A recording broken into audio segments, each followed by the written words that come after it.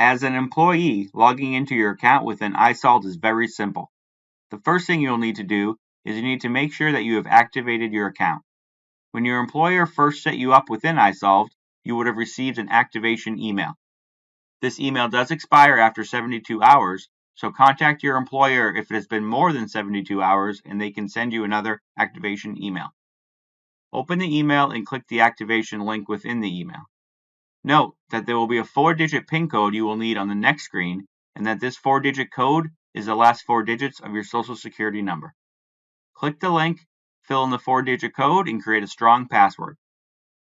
Passwords must be at least 12 characters long, contain at least one uppercase letter, one lowercase letter, one number, and at least one special character.